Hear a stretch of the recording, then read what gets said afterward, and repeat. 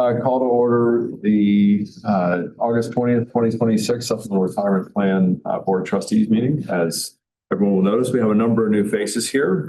Before we get to that, I want to thank Steve Beam, Lorraine Johnson, and Robert Hillman for their service to this board admirably over a number of years. We will swear you guys in a minute. I'll introduce you in a minute. But before we do that, let's begin with the Pledge of Allegiance and the salute to North Carolina.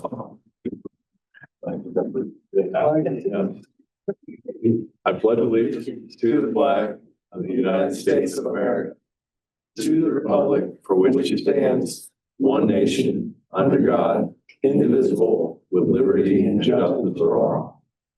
I salute the flag of North Carolina and pledge to the Old North State love, loyalty, and faith. Thank you, everyone. All right, administrative announcements. If anyone present wishes to make a public comment, well, that'd be hard to think everyone here is going to talk today. Please sign up at the sheet that is located at the table by the door. Please note this meeting is being recorded and will be posted online with the other board materials. We ask that you please mute your phone or computer if you're not speaking. All votes will be done by roll call unless there's an objection. A motion and a second will be counted as yes votes. Committee members, if you must leave the meeting at any time, please announce your departure. If you return, please announce your return as well. These items must be recorded for the minutes. Likewise, please state your name if you're online before speaking. Finally, texts or other recorded communications between committee members to the extent that they concern the meeting, even on public phone, on personal phones, are public record. All right, Secretary, please call the roll. Treasurer Reiner. Here. Bob J. Bob J. Charlie Peruse. Charlie Peruse. Lanier McRee. Present. Dave Matthews. Present. Matt Leatherman. Present. David Daggett. Present. Raj Singh. Raj Singh. James Richardson. Present. Thank you. We have four. All right. Thank you, everybody. So welcome, new members. Brief introductions. Matt Leatherman will replace Lorraine Johnson. Matt's a fellow of Georgetown Law's Denny Center for Democratic Capitalism, a senior research fellow with Behavioral Insights team, an advisory practice that applies behavioral economics to real-world challenges in the private and public sectors, and an owner of Leatherman Strategic Advisory. Matt is a previous colleague of DST, so he knows his way around the building, and was a policy director for then Treasurer Janet Cowell. Welcome, Matt. Dave Matthews will replace Robert Hillman. Dave is an accomplished legal executive with nearly 30 years of experience.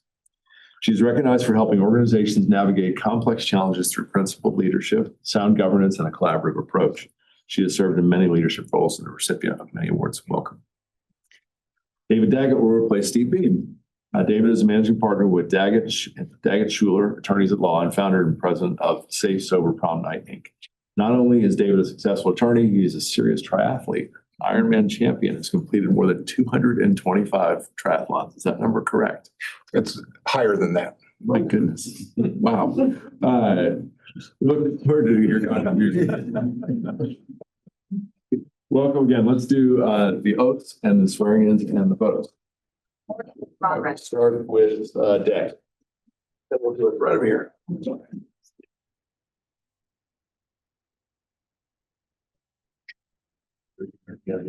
Thank you. Bible.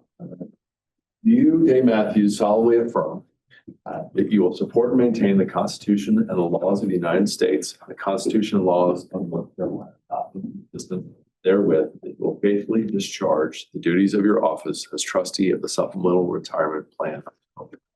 I do. Thank you. Congratulations. Sure. Absolutely. Here we go. All right. Matt, you're up. Same deal.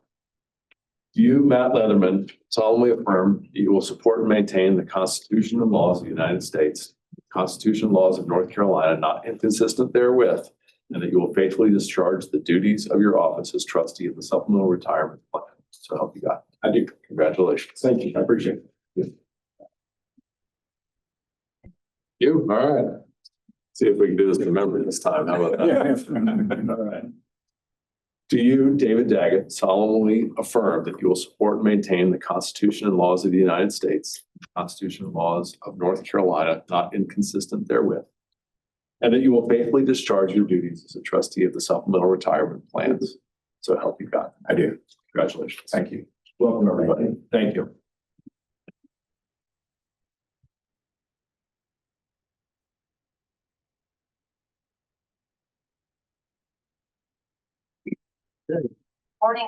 Yeah. Moving on to ethics awareness. Members, please take a moment to review the agenda. Does anyone present have an actual, potential, or the appearance of a conflict of interest in respect of any of these matters? Okay. None. We will move on to the consent agenda. The consent agenda consists of the evaluation of statement of economic interest from new board members, the adoption of a resolution of appreciation for the services of Mr. Steve Beam, Ms. Lorraine Johnson, and Mr. Robert Hillman as members of the Supplemental Retirement Plan Board of Trustees, ratification of Matt Leatherman's appointment to the Audit Subcommittee, 2026 SRP Compensation Plan and Position Classification, approval of the minutes of the May 21st board meeting, and approval of the minutes of the Audit Subcommittee meeting of July 13th. 6. Are there any requests from the board to move any of these items from the consent agenda to the regular discussion items? Hearing none, the consent agenda items for the board are adopted. Let's move on to administrative matters. Turn it over to Jeff Hancock. Great. Thank you, Treasurer. Just wanted to give the board an update on our audit. So each year we do a financial statement audit of the plans. UHY is our auditor. They came in July and gave an update to the audit subcommittee. The audit resulted in a clean opinion, so everything went well there. And they do things like they look at procedures that are performed. They look at all of our controls around those financials, not only from the record keeping, but from our banking division.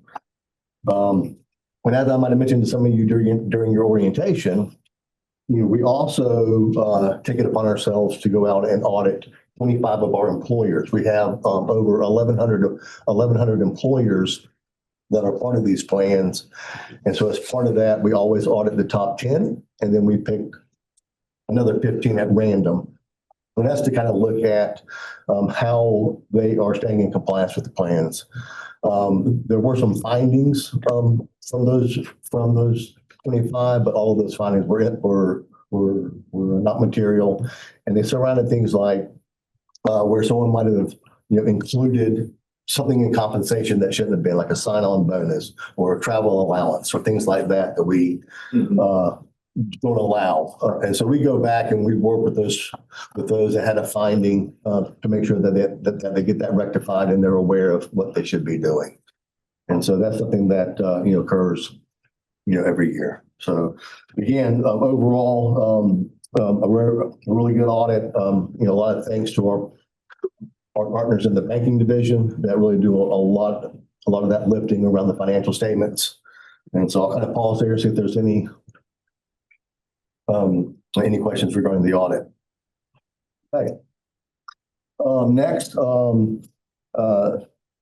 at the last December board meeting, we showed the board our All Aboard campaign, which was a video campaign for the National Retirement Security Month. And while there were no Oscars or Emmys for our There's the equivalent. actors here, we did happen to win a leadership award from NAGDA, and NAGDA is the National Association of Governmental Defined Contribution Plans. So we won a leadership award for that campaign, and we'll actually received that at the NAGDA conference at the end of September. So proud for everything that we did there. And again, thank you to Sam and Brad for being part of that campaign and making it and kind of just bringing that to life. So thank you. I'm expecting a pun from you. We had to train you, treasurer. Right. Joe chose us. Come on, Sam. Sorry, we'll get back on track. Did y'all plan that? No, I just know this guy well enough. So anyway, I just wanted to let the board know that we were recognized for that effort, and, we're always proud when we are, so. But the opportunity said we engineered that. That would have been peak. That's it for me, Treasurer, unless there's any questions. All right. Moving on. Legal matters. Moving on down the track. Yeah, thank you. We already used that one though. So. Well, let's tie it back together. There we go. All right, switching tracks. We'll move over to legal matters. Trevor will give an update on the auditor contract that will require the board's vote. All right, thank you, Mr. Treasurer. Morning, everyone. Just speaking briefly on the auditor contract. We are currently under a 5-year contract with USY. Initial 3 years, and then there's 2 1-year renewals. This will be 5th year, the last 1-year renewal for 2027 covering the 2026 financial statements. Total cost will be $137,000, up about $3,500 from last year, and we split that cost in the power. Our SRP vendor selection policy requires the board's approval of contract renewals for certain vendors, including the auditor, and staff recommends the board exercise this renewal option for 2027. I'm happy to answer any questions. Or do we have a statutory requirement to change auditors every 5 years, or we'll just have to do a new contract with someone run RFP next year? We will have to do an RFP. So we do have to do an RFP at the end of the contract period, but we are not forced to change. Okay. What has been customary as far as changing auditors? So when I was on board in 2021, we had a firm called CLA as our auditor. We went out to bid, I believe it was in 2023. I think it was 2023, if I have my times right. And we hired a UHY. Now, the unique thing was the partner at CLA, who was on our audit, had moved to UHY, and the auditing team that had been on our audit moved to UHY. And so that's not the only reason why we chose to switch over to UHY. Certainly that was a benefit with them knowing our plans and staff. But they also gave us favorable pricing over the other bidders. So we look at a combination of the pricing experience, How important is continuity as opposed to a fresh look? I don't know that it, a factor that would, certainly it weighs in there a little bit, but I don't know that it would, dictate us choosing them again if the other partner showed that they had the adequate experience, in what we're looking for, as well as if they, had reasonable pricing that we felt made them the best candidate. Thank you. Sure.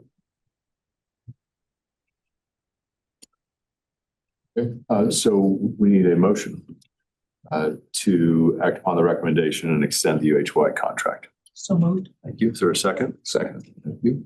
Please call the roll. Who was the second? I'm sorry. Mr. Day. All right. Treasurer Briner. Aye. Bob Jay. Aye. Charlie Peruse. Aye. Lanier McRee. Aye. Matt Leatherman. Aye. Raj Singh. Aye. And James Richardson. Aye. You have an auditor. Great. Let's do one more year. Move on to the administrative update with Team Power. Back. Morning, guys. Yeah. All right, Patty. I had to adjust this with the clicker. That could be good or bad. You're the guinea pig. Yep. All right, new board members, Mike McCann with Empower, Jody Musselwhite.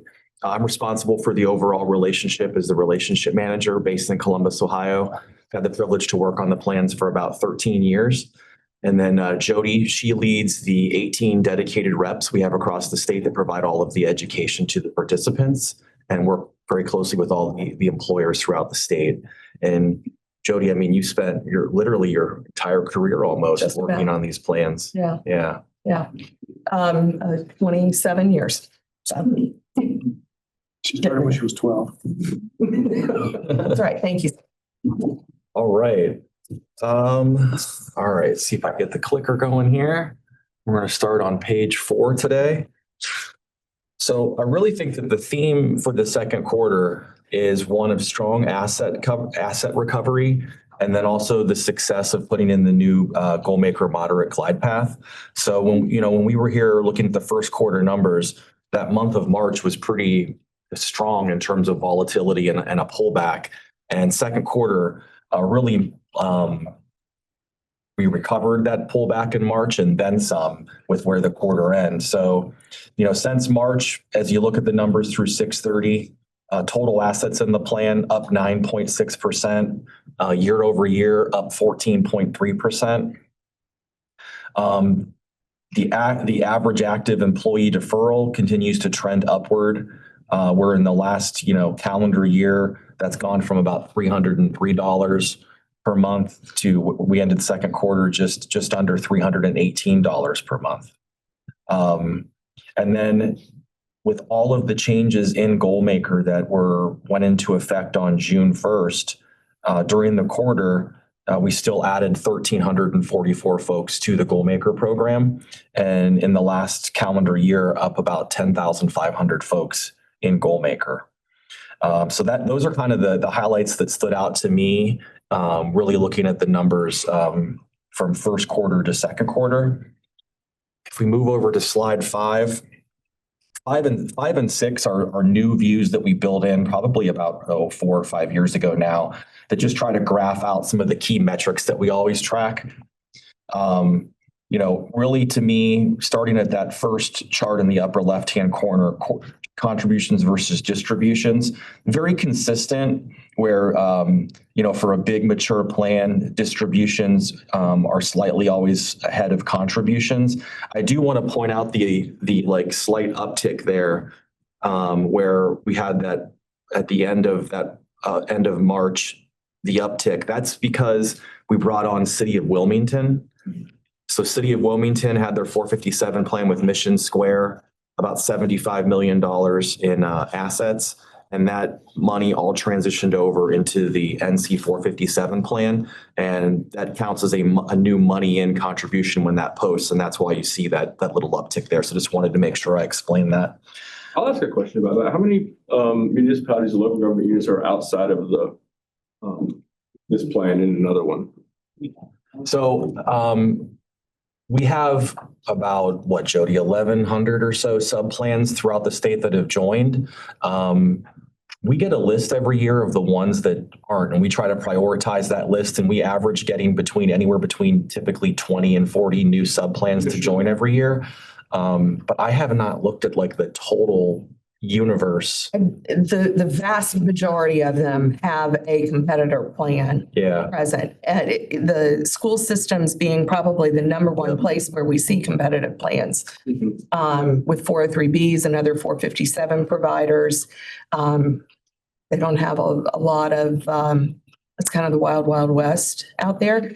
Our local government employers oftentimes have a competitor 457 plan, but not in every case. Yeah. So we're seeing more and more interest from local government employers in the state 457 plan and in consolidating their other plan that they may have an outside plan into this plan.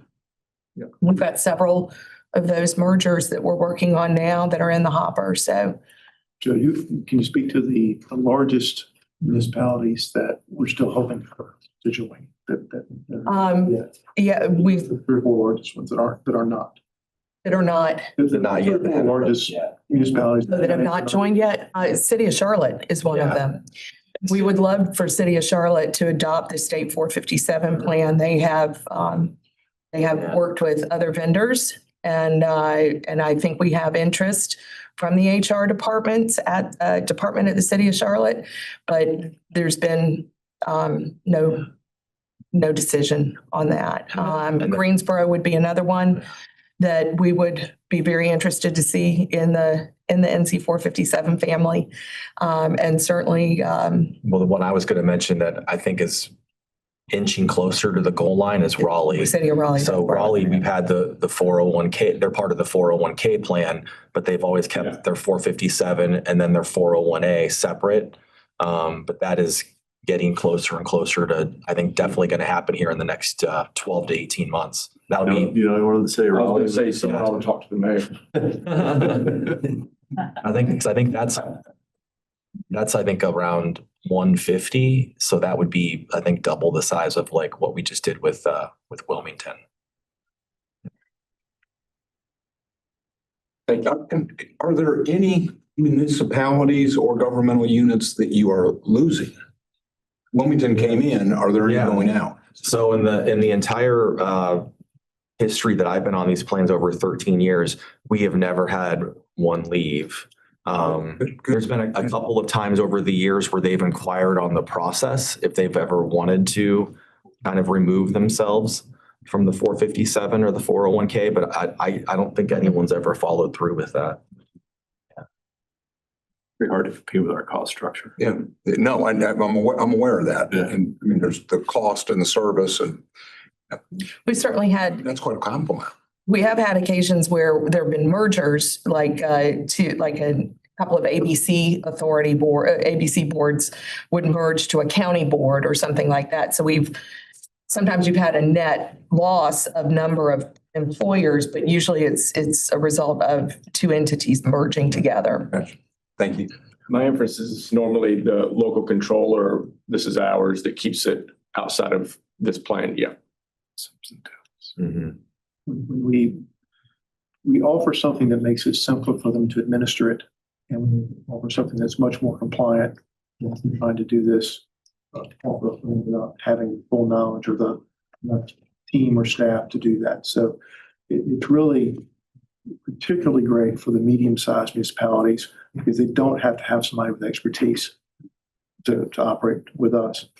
And I think the larger cities sometimes come to the same conclusion that it's better for us to do it for them. We hope that continues. Thank you. Yeah, absolutely.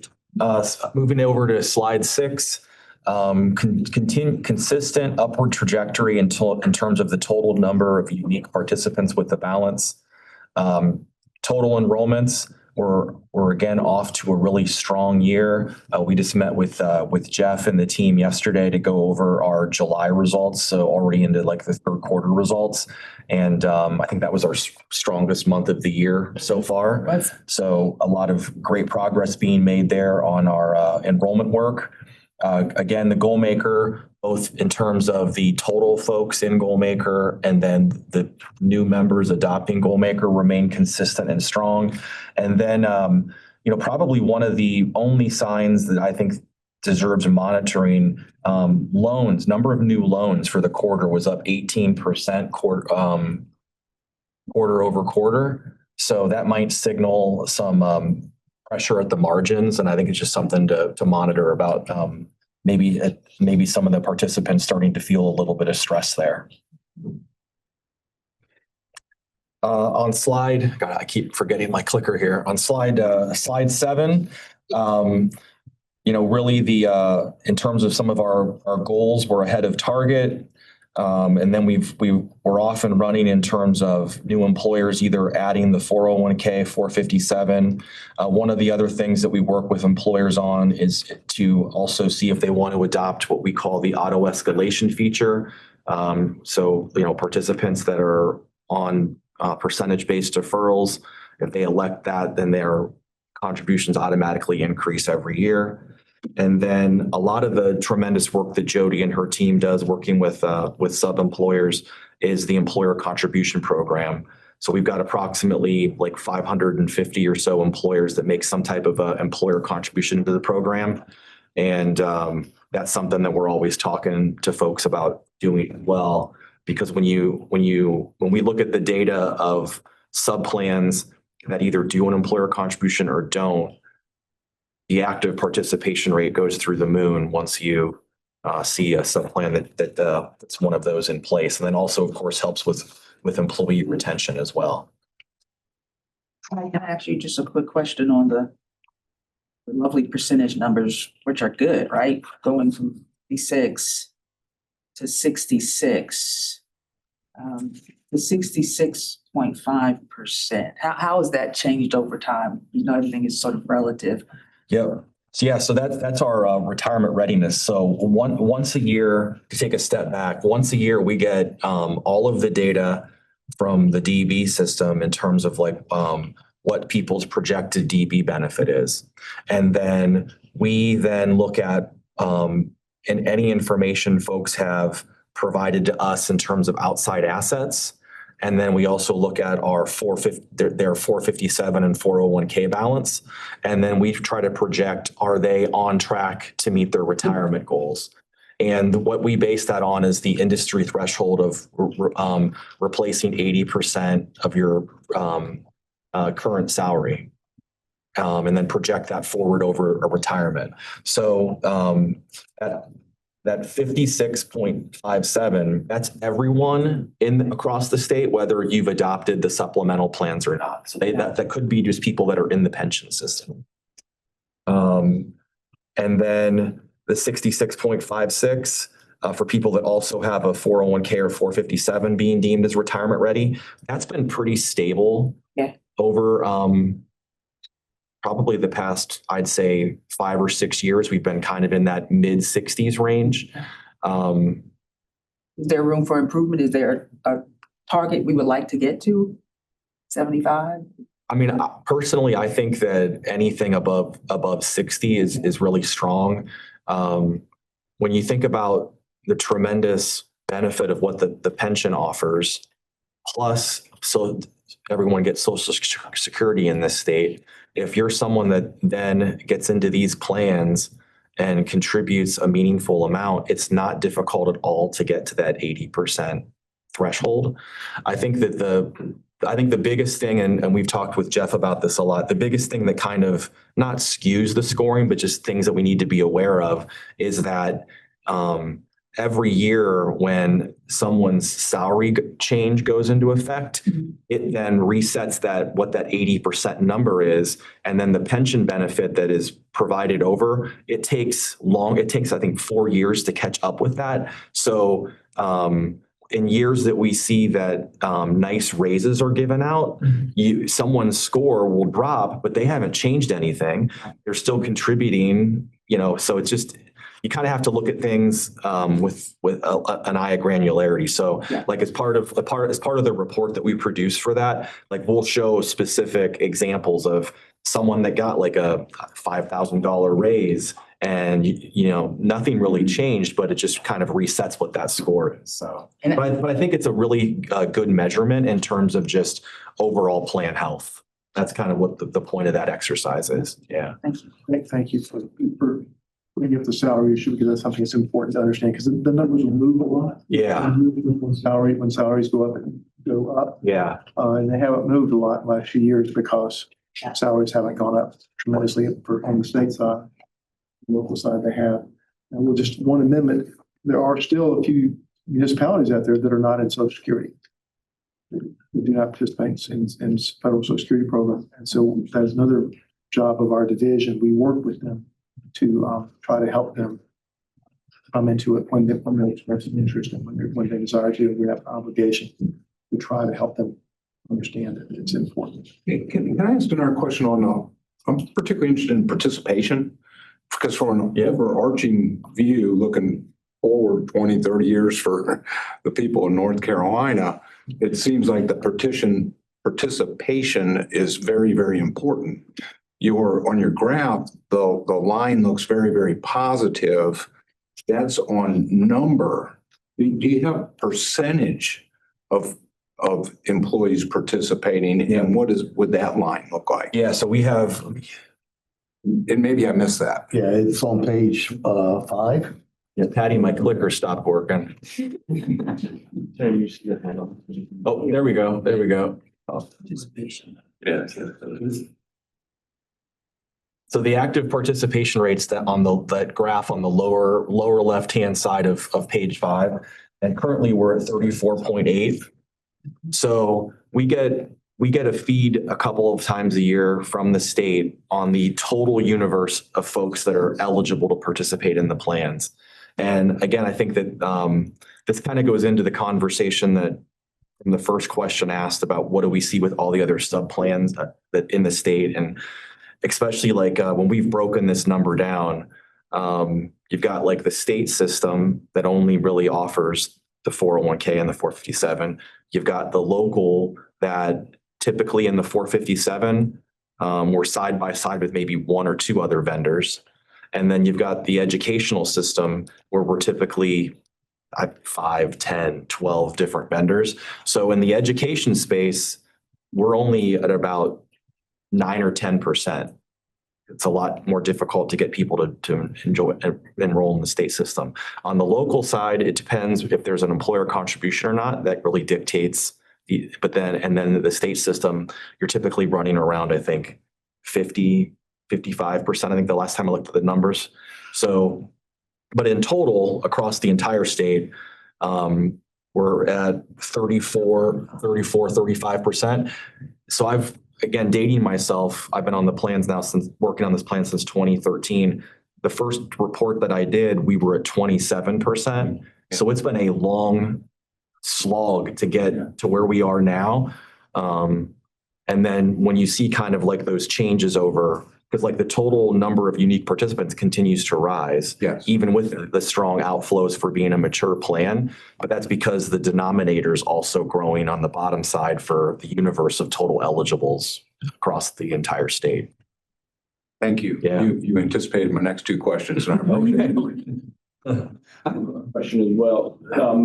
It's heartening to see the way that design is advancing, right? With goal maker, auto escalation, auto enrollment. And there's that, and then there's also the education or communication aspect. Between the kind of two categories, is there one that you found more successful in increasing participation relative to the other? Or is it really a both situation? I definitely view it as both. Like we over the last few years, we've gotten better and better at getting people into the plans. So we're averaging in the last few years, like right around 26,000 people getting into the plans. So that's critical, but then also all of the education to then get them contributing meaningful amounts. And that goes back to that average monthly contribution statistic. Like it took forever to get to $200 as the average monthly deferral. And then we went from 200 to 300 in a couple of years. And then that has not stopped. So it reaches momentum. So really, like, I think those ongoing conversations to get to the meaningful numbers to help people, like all of the tools that Jody's team talks to folks about and what we have online really helps people for their individual scenario plot out, okay, when do I want to retire? What do I view retirement to be? Is that 80% number right for them? They can dial that up or down. And all of that then helps them target, okay, what type of a contribution do I need to make based on how, conservative, moderate, or aggressive an investor that I am to try to get to that. I think that helps also with that contribution number. Even little things though, like a percentage-based contribution, which in corporate America is a standard, right? When these plans first were rolled out, the only way you could contribute was a dollar-based contribution. And we still have employers today who only allow dollar-based contributions. So part of the work the counselor team is doing is having these conversations to say, hey, you need to allow for this other way to contribute so that as people contribute to the point, as their salaries increase, they're proportionately contributing the same amount. But you're doing your folks a disservice without that. Otherwise, they've got to remember to go in and add another $10 or $20 a paycheck. So it is a slow grind, but we've made a lot of progress in getting percentages added. You wouldn't think that it would be a big deal because the DB plan is a percentage-based deduction. So the payroll system should allow this and, everybody should embrace it and it should be, but it's kind of hard to fight the way things have always been done. So it's an ongoing conversation. And maybe you could touch on the difference between the state and the local governments based on the employer match contribution in terms of in terms of the participation rates we see. Yeah. So yeah, if you're in the, like, if you're in a work for an employer, and maybe we can bring the updated numbers the next board meeting, we'll make a note of that. Like if you're with a local employer where there's a contribution done, typically you're 70, 80, even we've seen 90% participation rate. Now versus the state system that doesn't offer one, but again, because these plans are the only option, it's still healthy, but it's typically around, I think, right around 50, 55. I think the last time I looked at it, right around there. Does that sound right to you, Jeff? Yeah. Yeah. Yeah. So I know that's been a conversation in the past a couple times around should there be an employer contribution for these plans for state folks. But I think that requires legislation, I think. I see. So that's, yeah. Go ahead. Linear McCreed, that comment sort of gets to my question. I know I've been involved in some legislative requests to use 457 or 401k for recruitment and retention, or mostly retention. But has the Supplemental Retirement Board or the Treasurer's Office ever included in their legislative agenda, not necessarily contributions for anyone who contributes, but something like creating, auto-enrolling new hires in the 457 or the 401k, whichever you deem most appropriate, and even just making a one-time contribution of some minimal amount to get it started so that people have the account, right? Because enrollment, we know, and I believe there was a situation where we auto-enrolled in something. Auto-enrollment is a key factor in getting people to engage with these products. So has that ever been a legislative agenda? Is that something the Treasurer's Office would consider? I think it's something State Human Resources might be supportive of. I can't speak for that, but it could be a good recruitment tool, even if it's not an ongoing recurring contribution like many private employers. I think I can answer your question, Lanier. We have attempted to convince the legislature that would be productive for the plans and for the employees. And there's not outright hostility to encouraging retirement readiness. There is, as the treasurer mentioned, concerned about the budget, the amount of money involved, and managing it with multiple agencies that have different flexibilities of different funding sources. But it often comes down to auto enrollment is viewed by many rank and file legislators as something that becomes a point the constituents complain about, because they don't like it at first. Now, 2 years in, after it's happened, they realize it's good for them. I overheard a conversation at dinner at a chicken wing place literally a few weeks ago. Two guys that worked at the grocery store next door. And one was the more senior guy. He said, I know it looks like you're losing a lot of money out of the paycheck, but it's the best thing. If you leave it there, you're going to have some retirement funds. And so we just never gotten past the hurdle with the legislature where they're willing to actually entertain the request, because they know that they'll have to answer some concerns about it. And it's really the money, which is the more relevant, the bigger concern. So our basic issue is 17.49%. Right? And that's how much goes into the DB plan on behalf of employees right now. It's a big number. And we've got to get that down. We're working on getting that down. And as you do, a match becomes one of the potential uses of those funds.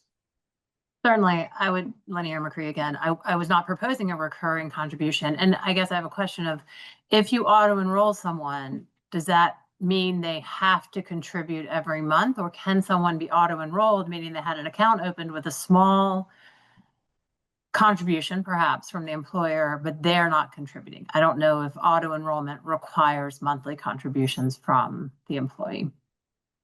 Yeah, typically the way that auto enrollment would work would be, if you enroll somebody, we would set that percentage that they would start to defer. And then it would be up to them to opt out if they wanted to stop that monthly contribution. But that again, something that we've talked about, I think something that we probably should explore again. Again, it would take a change in the legislative law to get that in.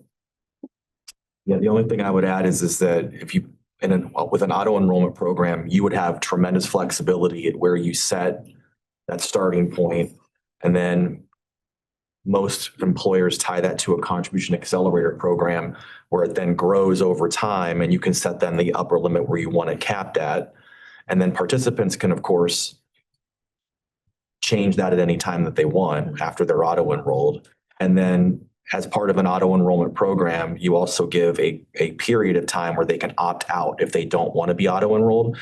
And at the state level, what we see it for when auto enrollment is put in, less than 10% opt out.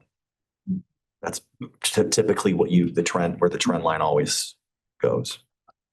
I want to make sure I was following your logic. The 17.49 is the employer contribution on the DB. And so the idea is that as you get that down, the state may be able to save and a portion of that could go here.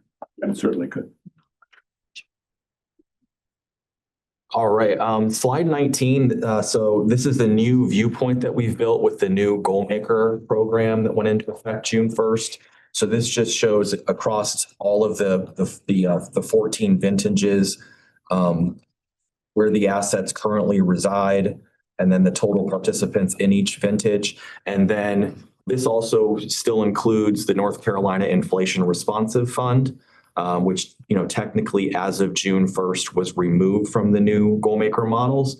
However, you still have participants being rebalanced based on their date of birth for their quarterly balance. So they still have assets in that fund that are still tied to their Goalmaker portfolio. So if you still wanted to show this view, and then that fund, with the decision that the board made at the last meeting, that fund is being eliminated and mapped to the TIPS fund effective September 4th. How much customer feedback have you heard from that decision? Yeah, so one of the things that we tracked, so since the communication went out, so far we've done about 6,700 one-on-ones and then had 55 direct employer meetings just to kind of understand more about it. But I would say we had less than a couple of dozen where those appointments started off with, I want out of Goalmaker. But once they were able to meet with one of the counselors on Jody's team to just kind of explain it and walk through in more detail what the participant communication said, none of those folks ultimately decided to opt out of it. We were prepared for it to be a much bigger, response, but we're not getting a whole lot of conversation about it. The letter, when it went out, generated the most, and actually the letter generated interest from people who are not in Goalmaker because it went to all participants announcing this change.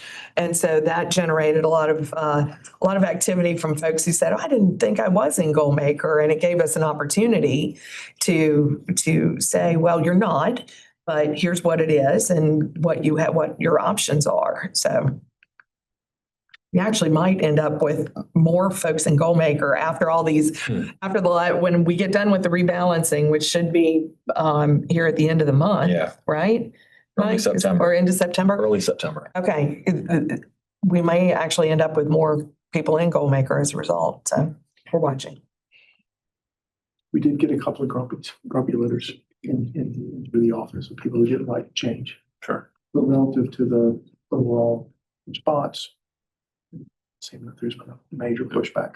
It seems like those who had the objection were people who were in the aggressive sleeve or in the conservative sleeve of Goalmaker, who were liking the label and didn't necessarily realize that they could choose a different Goalmaker program to become more aggressive or less aggressive than that moderate sleeve allowed. So most of those folks, we were able to help them navigate to what they were looking for.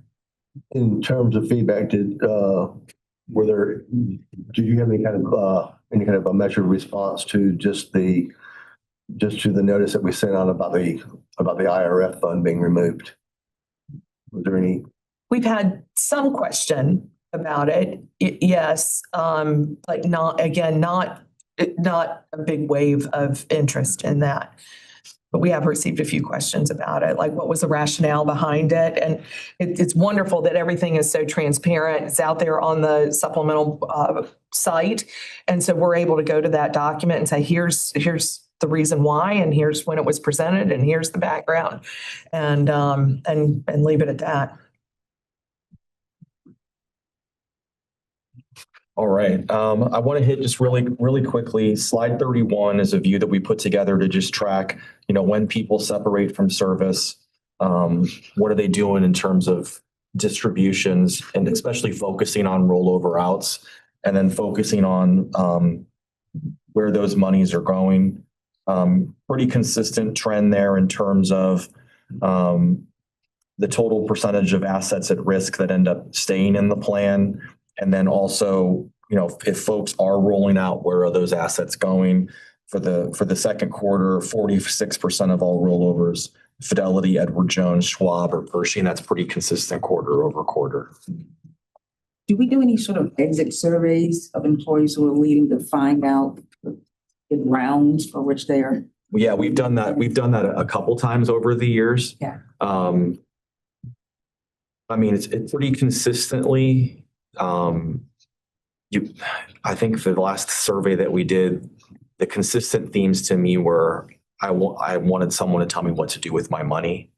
Getting more into like someone that wanted to be advised, and that's I think a lot of what these outside vendors offer. So those, from a plan design perspective, those are services that you can adopt, that Empower can provide, to try to be that advisor in that role and help folks make a more informed decision where we're giving the fiduciary advice if that's something that the board wants.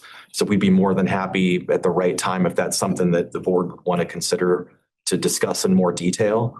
And then, I would hope that over time you would see more assets stay in plan, or if they're still rolling out, at least we can report out to you that we were able to talk to those folks, and for whatever reason they still wanted to move forward with where they wanted to go. That'd be valuable. We want them to stay. I would agree. Most times when people, once they leave the umbrella of your system and they have to make all those decisions, it's almost overwhelming to most people. For sure. That's one of the biggest benefits of the program. And a lot of times, like Jody's team still, I retired, I have to leave. No, you don't. So like that's been a lot of the education right there of making, because, the famous story is, people leaving work with getting the flyers on their cars, right? Or like we've had over the years, like we're out giving group presentations, and then you have like the local advisor putting their business card to talk to them. So those folks are definitely out there looking for business opportunities. Really quickly, the last slide I want to hit, and I apologize, we've definitely had a great conversation. I've gone a little long today. This is a new slide on 33. The last meeting, you guys asked to also have us start reporting out on just our web and mobile usage as well as our call center usage. So this is just a new slide that we've built to try to track that. And really looking back over the last 4 quarters, mobile engagement continues to accelerate meaningfully. So from Q1 to Q2, a 6.3% increase. Unique visitors to our web tools up 1.6%, and then page views up more than 23%. And really the big thing in terms of like whether folks want to engage on our website or our app, we are trying and building out more prompts to just try to drive better plan health. So prompts that stop people around, let's talk about what you're contributing. Let's have you be able to easily schedule a meeting with someone on Jody's team. Do you need to update your beneficiary? Just simple things like that to just try to drive further and further plan health. So unless there's any further questions with me, I want to just hand it over to Jody to just be able to give a quick update from the participant engagement team for the quarter. All right. Well, thank you, Mike. And yeah, great discussion up to this point. Just to color things in a little bit, I have a team of 18 folks. They are geographically dispersed across the state of North Carolina. We have somebody out west in Asheville and all the way out to the Outer Banks. So we are segmented by territory, and each counselor has got responsibility for the employers in that territory as well as the participants of those employers. The team engages both virtually and on site. So we'll meet people however they want to meet. And we primarily are engaging in group and individual meetings for education purposes, but a good portion of our time is also spent with those employers that you've heard mentioned here, the 1,100 plus subplans, trying to help those employers employ good practices, good plan design practices, adding percentages, considering an employer contribution program, or simply just getting access to their employees. I mean, they are the gatekeepers. So, and we have some employers that are not terribly receptive to having us come in and be available for their folks, even though we are. We're not salespeople. We're not commissioned. We are salaried employees that come in and provide this education service as an extension of the plans. The employers aren't always receptive to that. Sometimes it's just because they've got other things that are on their plate, other things to do, et cetera. But just to give you an idea about that. Now, if I'll start on page 34, Mike, you've got me up there already. Thank you. Page 34, it represents one of the lenses that we use for gauging our impact, and that is participant engagement. In second quarter, the team met with almost 24,000 employees and participants, bringing us to a total just shy of 45,000 engagements year to date. Okay, an engagement is a meeting, which is about 3% higher than last year. So we're on pace or ahead of that. These numbers came about through a couple of initiatives that we did in first and second quarter. In first quarter, we focused on public safety employees. We had a campaign directed at our public safety folks. And then second quarter, we had a campaign that was directed to state agency personnel. So we were trying to get out and into the state agencies. And then it's already been mentioned, but the Wilmington merger of the 457 plan also helped to boost engagements, enrollments, and so forth. We're averaging about 2,000 group and individual meetings monthly, and about half of those are occurring virtually. Another lens of measurement is the plan enrollments and positive actions. Enrollments are on page 35 there. The next page, second quarter produced about 6,000 enrollments, bringing our year-to-date total to about 12,500. It's just slightly off of 2025, but as Mike let the cat out of the bag a moment ago, we did look at the July numbers yesterday, and we are ahead of 2025 at this point year-to-date. So more to come in the third quarter report.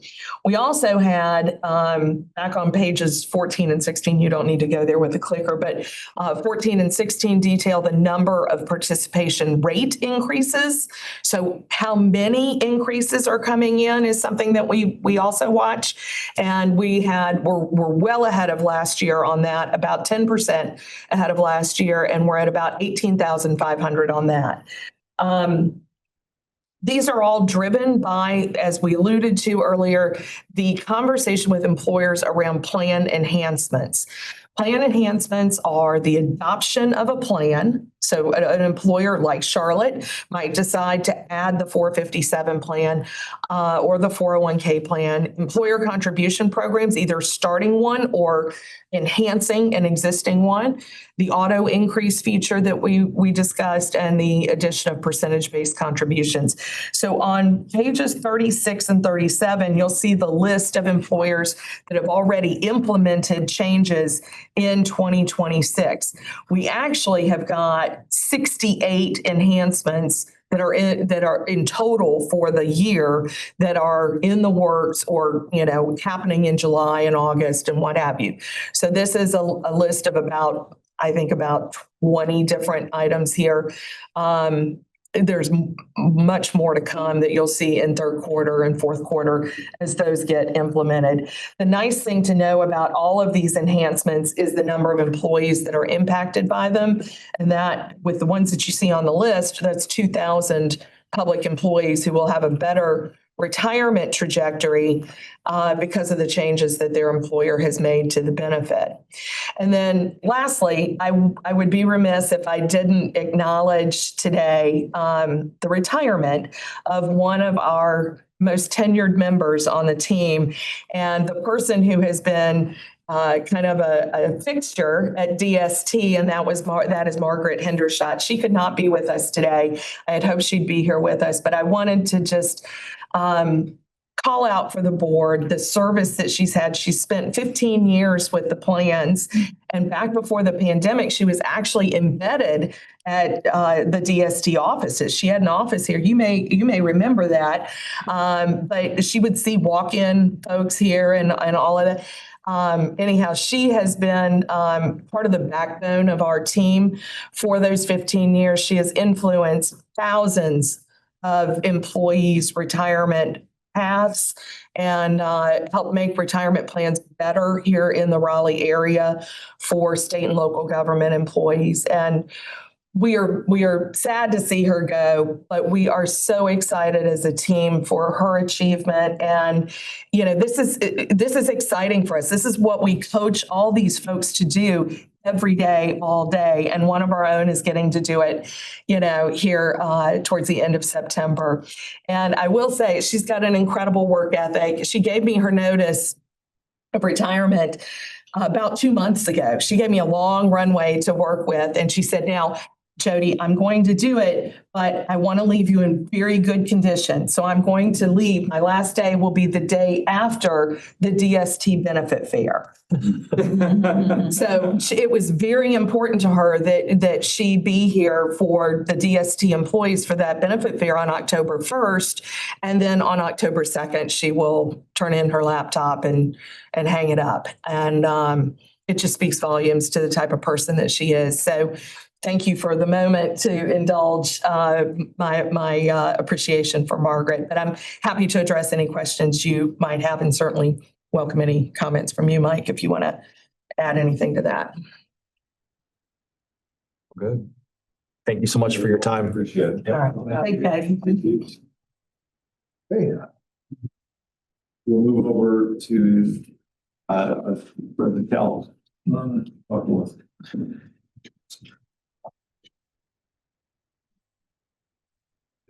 Chairman, Board. My name is Weston Lewis. I'm with Callan. I'm usually joined by my colleague Elizabeth Hood. Unfortunately, she had a conflict today and just could not be here. But I'm also joined on the phone by a colleague, Patrick Wisdom, who is in our defined contribution group.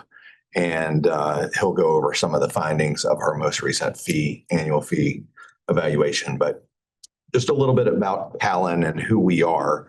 Callan helps the board follow that fiduciary process with respect to the investments. So that is making a plan, finding managers to implement that plan, monitoring and evaluating. And we work closely with staff to make sure that the options that are offered to participants represent that collective best ideas, collective best thinking. So that's who we are. A little bit about myself. I'm from Winston-Salem and I've only run in one triathlon. So, but I'm based in Atlanta now.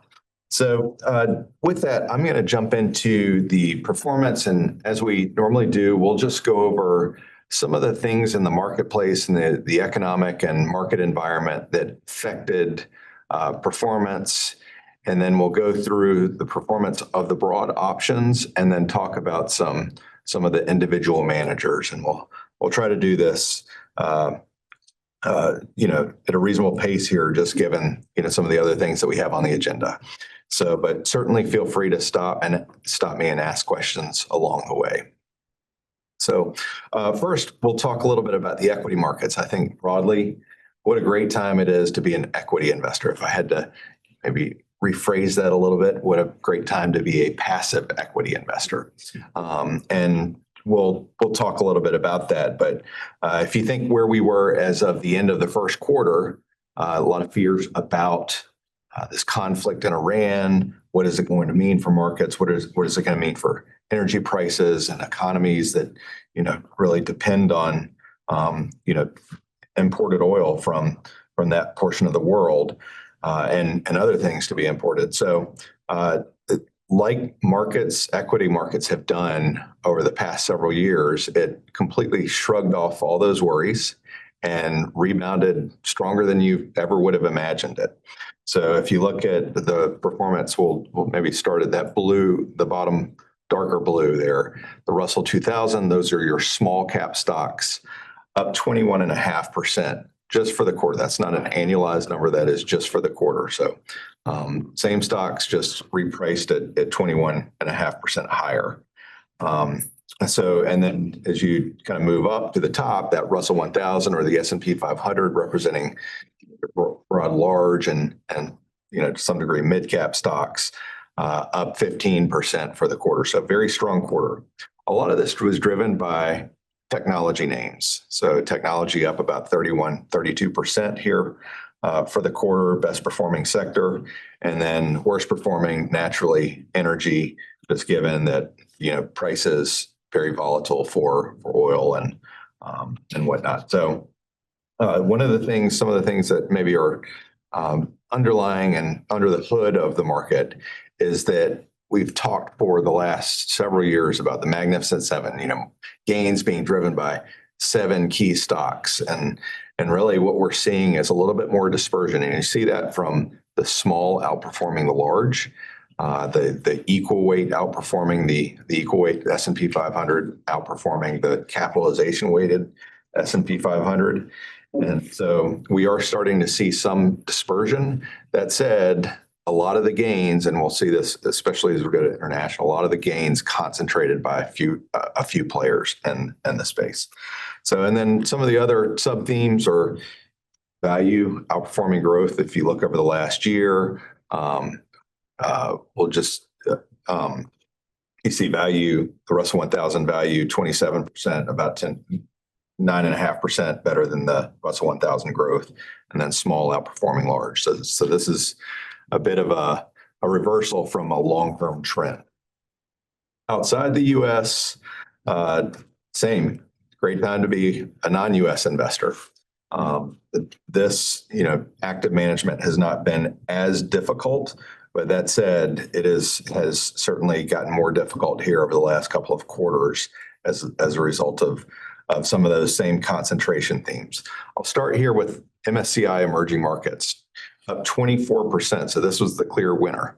And if the odd thing is right below you see that MSCI China. That MSCI China represented a couple of years ago about a little over a third of the emerging markets index. So how on earth did it return 24% when its largest, call it holding or largest allocation, was at -6 or net close to -7? Almost all of these gains came from South Korea and Taiwan. And especially as you look in the semiconductor space, it's just very concentrated, up really at eye-popping levels. So while, kind of going back to that whole passive theme is if you just caught some of those winners, you did well. If you missed some of them, and you'll see it in the performance of some of the managers, it really, those errors of omission really hurt here for the quarter especially, and also too for the year to some degree. Isn't the South Korea index essentially half two stocks? Effectively, yes. SK Hynix and Samsung are the two big ones. So, yes, interesting times. So, and then, as we're thinking about, some of those growth versus value themes, growth actually eclipses value. So contrary to what we saw in the US, growth is outperforming outside the US. And then finally, in fixed income, just a couple of things to mention here. We're still in the cycle of good news equals, or bad news equals good news as it relates to Fed policy. So we get a softening labor market, GDP coming in below consensus. It's like, oh, great. It's not necessarily the way it should work, but I think as we're worried about the hawkishness of the Fed and raising rates, it's all right, well, maybe they won't raise rates here in the near term. We do have a new Fed chair. I think initially the fear was that Fed independence would go by the wayside. So far, it's been a very hawkish tone. So while I think the expectation is, hey, he's going to lower rates to appease the administration, certainly that has not appeared to be the case. I think as we're thinking about inflation and their objective, and inflation remains elevated. The most recent print did come in a little bit below consensus, but I think where the tea leaves are blowing, I guess, is more expectation for status quo and no changes to rates. The most recent market expectation was one rate increase through the end of the year. However, those expectations are coming down. And then I'd say the other key theme in fixed income is our valuations. Like, what are investors willing to pay for that incremental level of risk? And we, again, going back to that first quarter, is corporate credit spreads widened out a bit. And then they have come back into historic tight. So high yield, investment grade corporate credits trading at near historic high valuations. So I would say probably more interesting than all this, I know how can it ever get more interesting, is what's happened after June 30th. And so I'm sure you all have seen yesterday, we hit 40 trillion on our own US debt. And that number went to that level far faster than most had predicted. And then, we've seen a bit of it's not necessarily confined to the US, a bit of a global bond sell-off, and investors demanding higher yields to invest in those. So that only compounds the problem. More and more of our federal budget is being used to pay out this interest. And then on the equity side, interestingly, is a lot of those high-flying names that we just talked about, a lot of the challenges for your active managers in the portfolio, that is completely flip-flopped. And so a lot of the, I mentioned the high flyers, the SanDisk, up 858% in the first half of the year. In July alone, it was down 51%. So while it's quick to gain that, it's also very quick to lose that.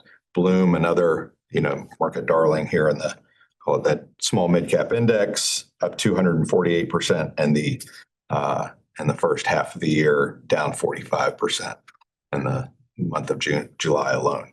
So unfortunately for your active managers in that small and mid cap space, is Bloom and SanDisk got put into the large cap index, and so they didn't get the benefit. That rebalance happened end of June, and they didn't get the benefit of, if they didn't own it, of not having it now. So with that, I'll jump into how your participants are allocated first, and then we'll talk a little bit about performance. So just as a recap for some of the new board members, over the year, we've spent a lot of time more on that strategic planning piece. That strategic planning being, how are we going to allocate to these goal maker model portfolios for a participant over time and set up new allocations? How much do we want in active? How much do we want in passive? And thinking about really that participant life cycle and how we can best invest to match and help them meet their retirement objectives. So there was, an increase in the amount of passive management used over time, and you see that in the net new flows for those passive categories. So as you think about the blend of active versus passive, over 52% is in kind of these assets are in Goalmaker. So how you all allocate to Goalmaker matters and that active passive split. And then for, to some degree, for a lot of the participants, they actively choose that they want to have active managers. And so, for example, that large cap core equity fund, that is not at all in Goalmaker. And participants have actively selected that as a vehicle for them. But Let me ask a question there. Is the GoalMaker consolidation flows still underway or complete? it is still underway. It will be complete the first part of September. Right. So, but you are starting to see that, effectively it'll happen over a 90-day time frame, and what we're seeing are the first 30 days. Okay, thank you. All right. So those are the key points here on the asset values. So let's go to performance. The good news here, your passive funds doing exactly what they were designed to do, track the index at a very low fee. And really, we don't see any material tracking error. Where we do typically see tracking errors, that international passive on quarter to quarter, those indices are priced at one time of day, and then where the value, the NAV of the fund closes at New York time, 5:00 New York time, and so that difference leads to that tracking error over the quarter, but it tends to wash out over time. And then just going down, maybe a little bit more good news, just looking at stable value. Stable value performing well relative to peers. We have a stable value annual review that we do. We'll talk a little bit more about that. So I'll maybe skip it here. But Galliard remains competitive relative to peers. And then the fixed income fund, a little bit of a step back here for the quarter, but what we see from fixed income typically, and this is not just true of this plan, but across the board, is fixed income is one of those asset categories to where the outperformance of the active managers happens a lot more consistently. And when they do underperform, it tends to be by a wider amount, but a lot of consistency in outperformance from active management and fixed income. If we could get that in on the equity market, we would all day, every day, but the nature of equity markets don't lend itself toward that. But we would say, in terms of what this active fixed income option is doing, it's doing what it is designed to be doing, which is outperforming the index, ranking favorably relative to peers. All right, so the less good news. Absolute terms, large cap, international equity, small and mid cap equity, very good reading as it relates to the absolute results. The relative results are below our expectations, and we would expect to see improvement over time. And just as a reminder, we revisit in last quarter's meeting, we revisited all the structures. We had a good debate, a discussion around what is going to be the strategy for these options going forward. What weights to each manager, how much contribution to risk does each manager add? So, but in a lot of cases, we reconfirmed and are making some small changes, I guess, for some of these funds and how the assets will be allocated. But, I think that the key takeaways here for those that weren't able to be here is that large cap core equity fund, a lot of the contribution to risk comes from a one manager, Sands Capital. And that has been, Sands has been a little bit more volatile over the past few years. We did see a little bit of improvement here for the quarter, and still, some improvement here, call it post that June quarter, just meant what I mentioned with the flip flop. But still has a ways to go. And that's one that staff and Callan keep a very close eye on as it relates to what their flows are out of the strategy, and how they're performing and what they're doing, how they're positioning the portfolio.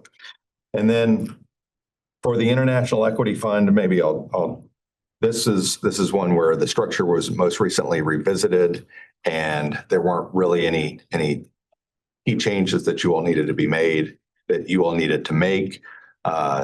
You all have added international small cap in here more recently. That's taken some of the load off of your other two active managers in terms of how much risk they are contributing to the overall active risk.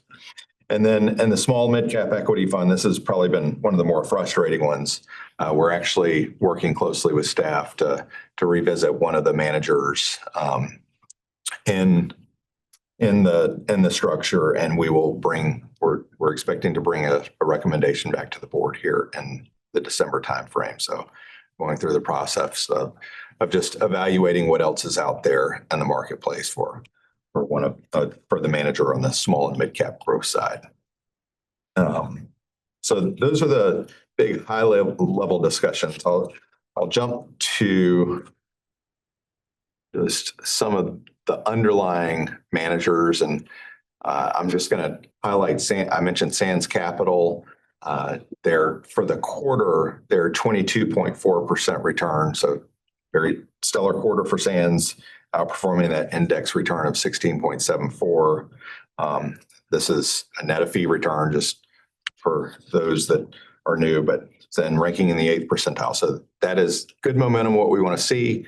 They have given a little bit of that back here in July, but their results have actually been more stable than we initially had expected.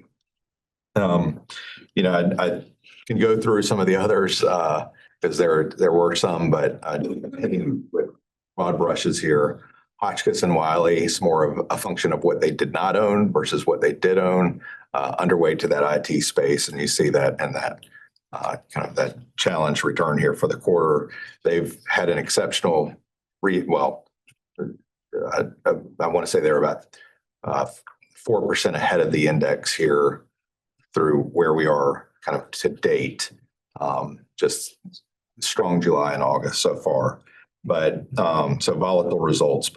And then on Loomis, this is a low turnover growth strategy. They own roughly the same portfolio that they have since 2022, and it's one of those that 2022, 2023, 2024, they outperformed the index. Those same holdings just did not do as much here in the first half of the year, and really, since the third quarter of 2025, they've struggled, and you see that in that 1 year result. But overall, we think these are good, strong institutional quality managers, and so we do continue to watch some of them closely, namely Sands Capital. But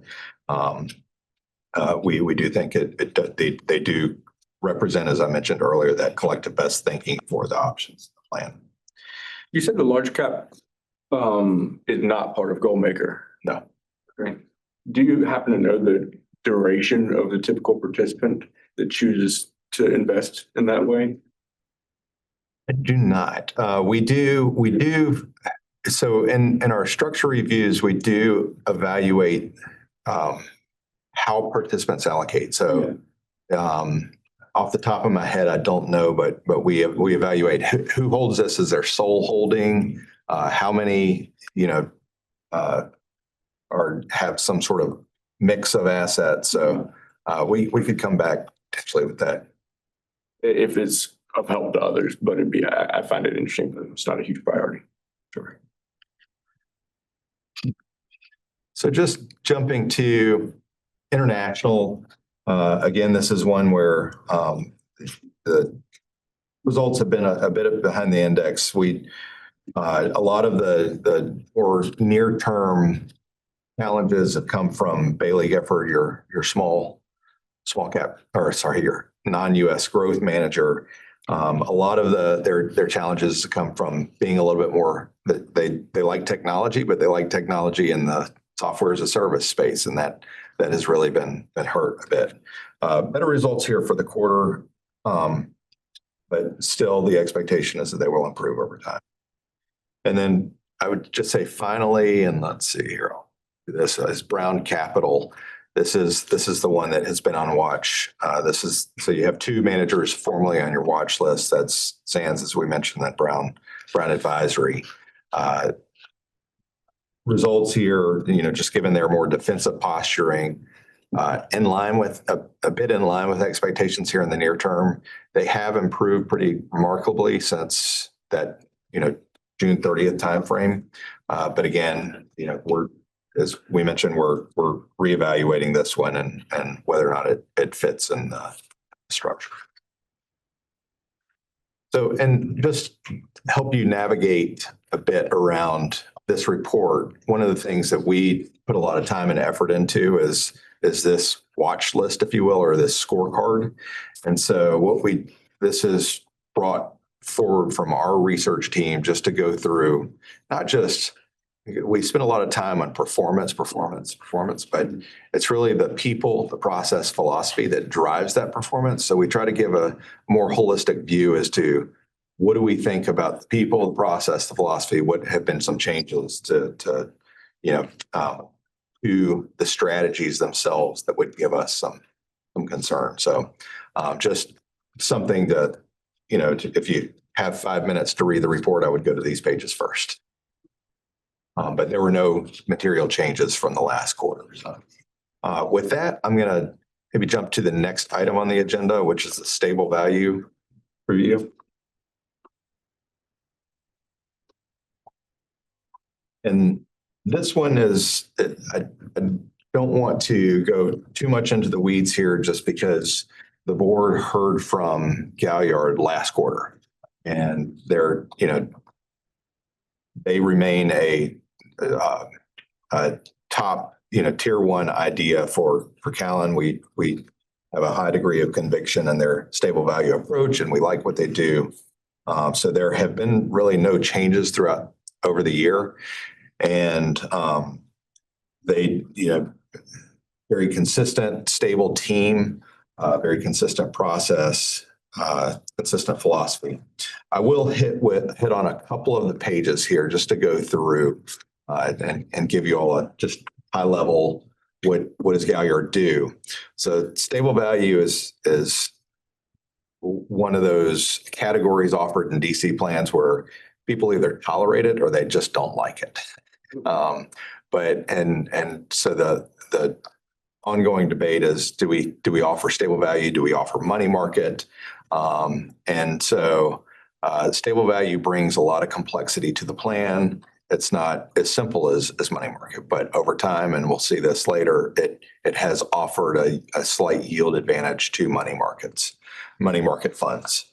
So what Galliard does is they take, and you see this on the pie chart on the bottom right here, is they have some of their own internally managed fixed income, and they also use external managers, and they negotiate with these insurers to provide a stable book value, and they're able to use this accounting gimmick to accounting device, to effectively say that this is your $1 NAV. So anyhow, Galliard uses about 50% of the assets are managed internally by Galliard, and then the other 50% managed externally by Galliard.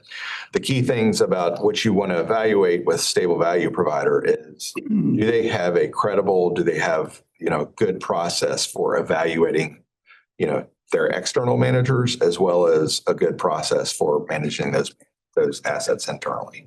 And we believe Galliard does. Some other key takeaways here is just, I mentioned the trade-off between, or the comparison to money market here. As you look at the crediting rate, think of this as kind of the comparable yield, getting very close to where money market yields are now. Money market yields around 3.5 to 3.7% currently. So crediting a rate of 3.52% is in line.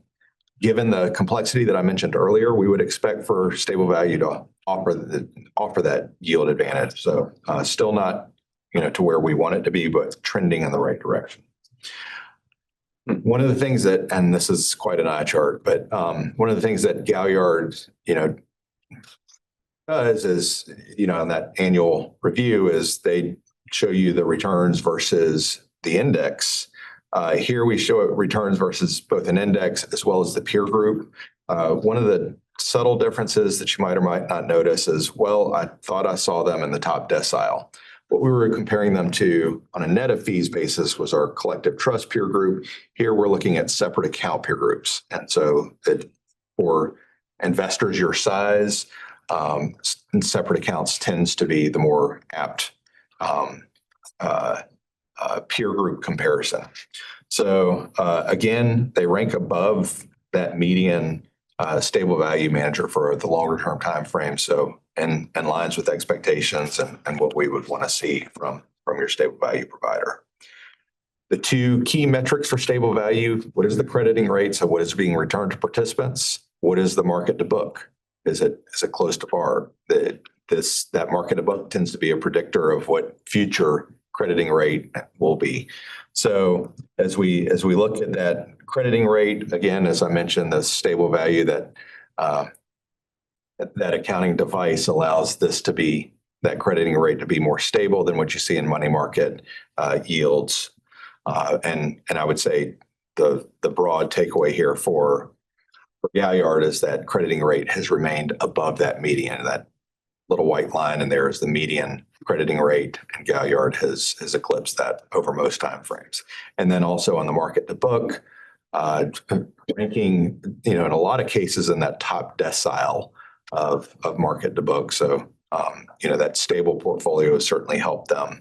And then that comes from the underlying fixed income management, and then ranking also above median across all timeframes. The fees for Galliard, well, they are actively negotiating the fees on your behalf.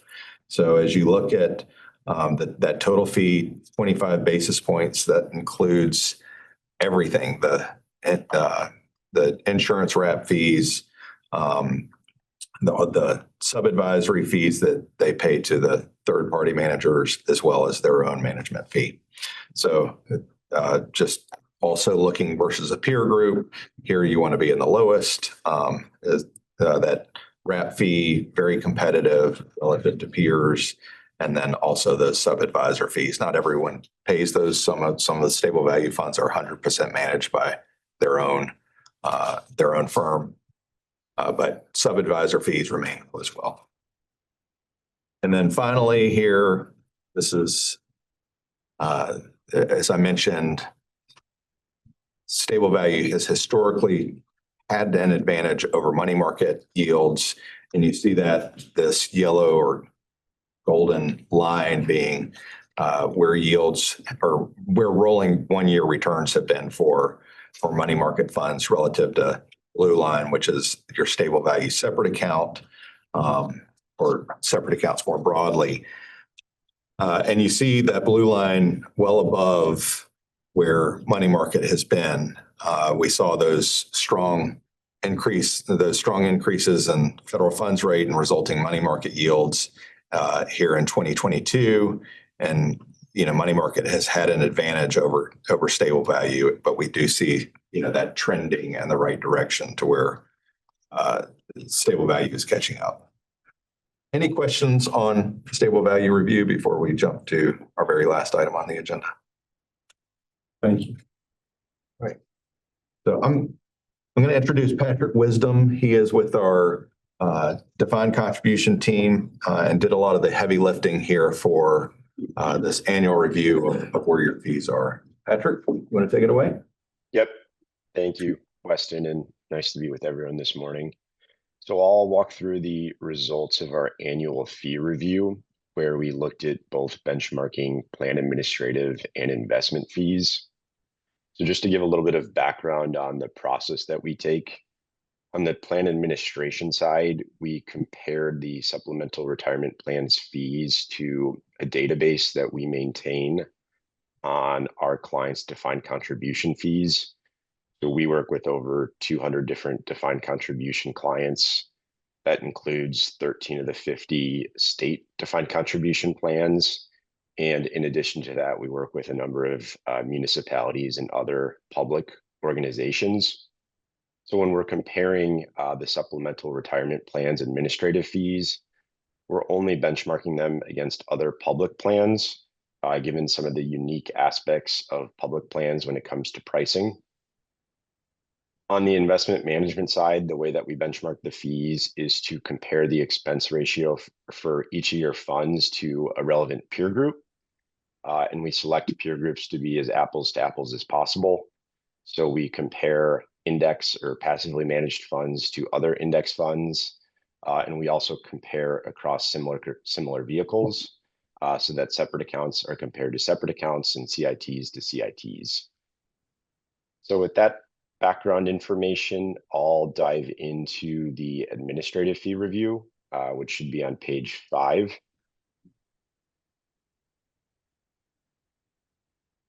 So on page 5, we show a comparison of the supplemental retirement plan's base administration fee, which is $25 annually, to all public plans that are in our DC plans fee database. The characteristics of that sample group are shown on the upper right-hand side. So there were 38 different plans that we had in the database. The average number of participants and assets are also shown here. Just focusing on the left-hand distribution, what you'll see is that $25 fee falls below the median fee of $40. So it does look competitive, but the sample group was a little bit smaller compared to the North Carolina plans, with average participants of about 58,000. So another way that we wanted to take a look at the data was to look at plans that are larger in scale. So if you flip to page 6, we took another cut of our DC fees database, looking just at public plans with more than $1 billion in assets. So looking at that right-hand table, you'll see that the average assets and the participant counts rose relative to what we just looked at on the prior page. With these, this larger subset of plans, the distribution of record-keeping fees also decreased a little bit. But even with that decrease, the $25 fee for the supplemental retirement plans still looks competitive relative to the median fee of $36. And one thing I'll also point out on this slide that I didn't address on the prior slide is we also took a look at individual participant transaction fees that participants pay if they do something like take a loan or take a distribution. The only current transaction fee for participants in the plans is if they initiate a loan, and that's $60 for loan initiation. And that is just above the median fee, but not necessarily an outlier in terms of what we see with other public plans. And finally, we also took a look on page 7 at the fee distribution for public plans above 5 billion in assets. So really targeting in on even larger public plans that we work with. So there were 12 plans in this sample group.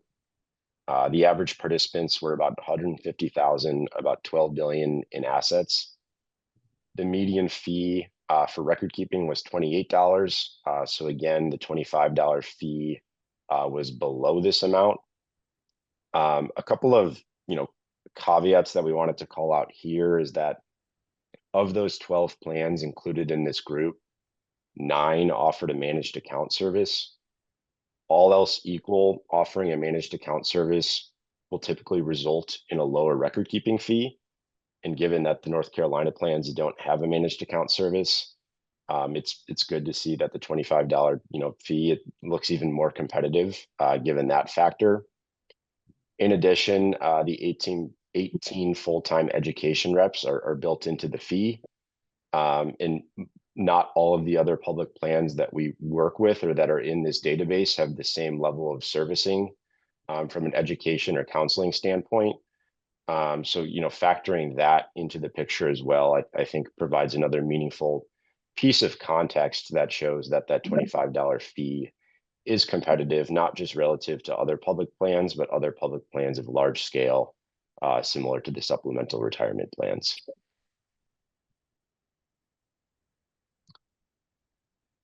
So from here, I'm going to jump ahead a few pages to 10, which gets into the investment management fees. Maybe before we do that, just I'm curious more on philosophy than anything. The DRO processing fees, is there a lot of work that's actually involved in that? They're very high for those who choose to levy them.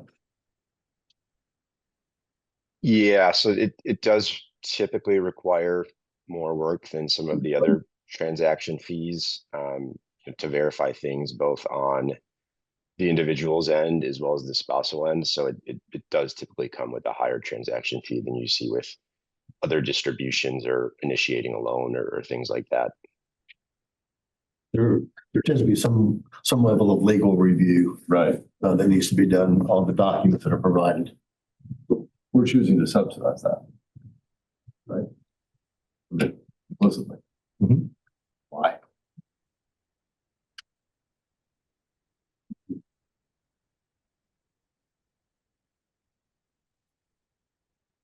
And we have quite a number of them. Sure. Right, money's Yeah. fungible, right? Yeah. So if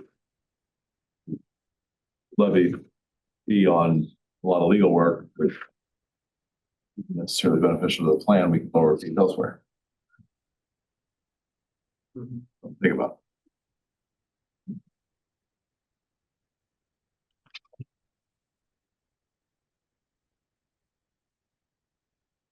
Well, So jumping back into the investment management piece, I'll keep this pretty quick. The high level takeaway here is that compared to the peer groups that we selected for each fund based on their style in vehicle, each North Carolina investment option had an all-in fee below their peer group median.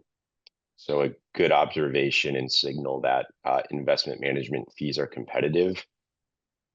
On the following page, as part of this review, we also reached out to the several of the managers of the investment options in the plan to simply confirm that the supplemental retirement plans are accessing the lowest cost vehicle or option for the strategy offered for which they're eligible based on assets.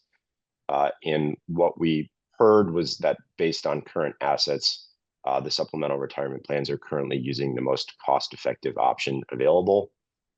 So I think, in summary, good news on the investment side, fees are competitive. The plans are using the lowest cost options available to them based on current assets.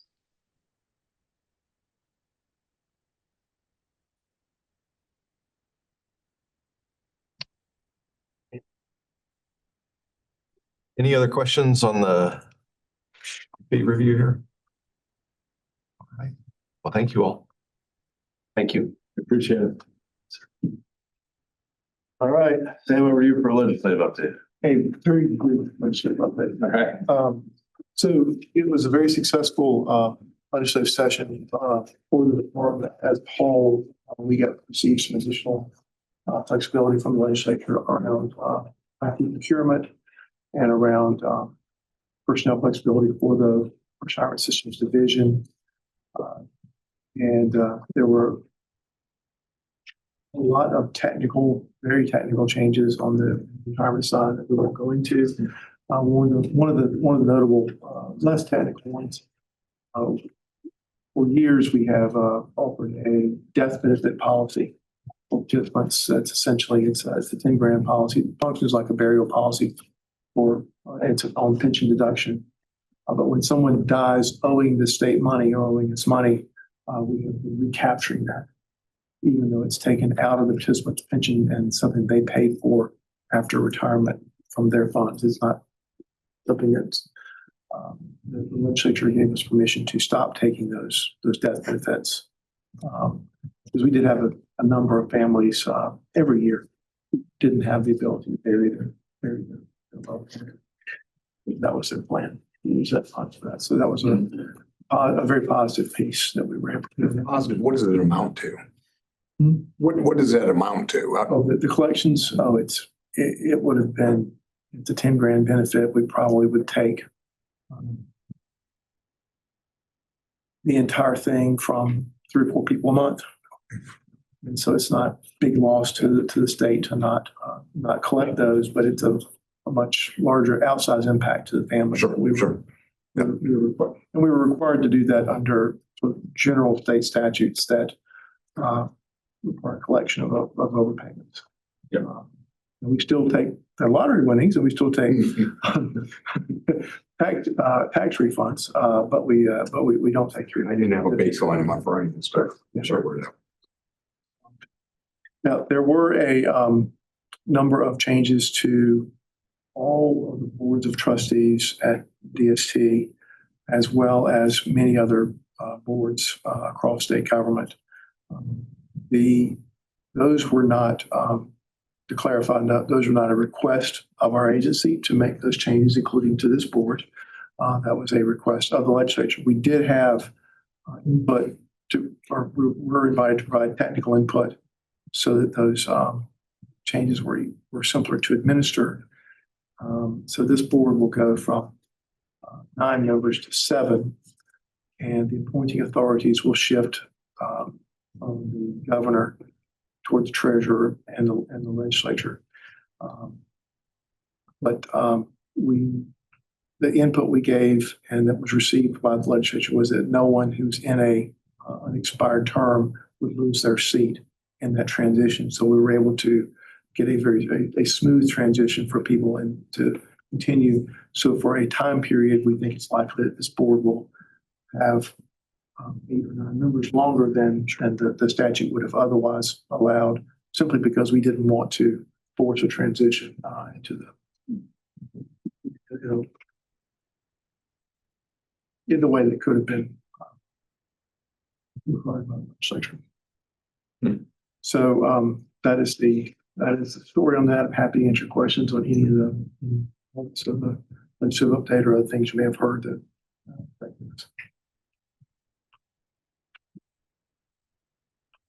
Okay, I think that concludes our business.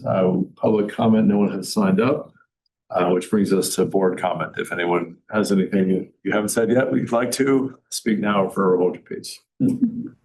Or at least until the next meeting. Okay, then I will look for a motion to adjourn. Is there such a, Matt, is there a second?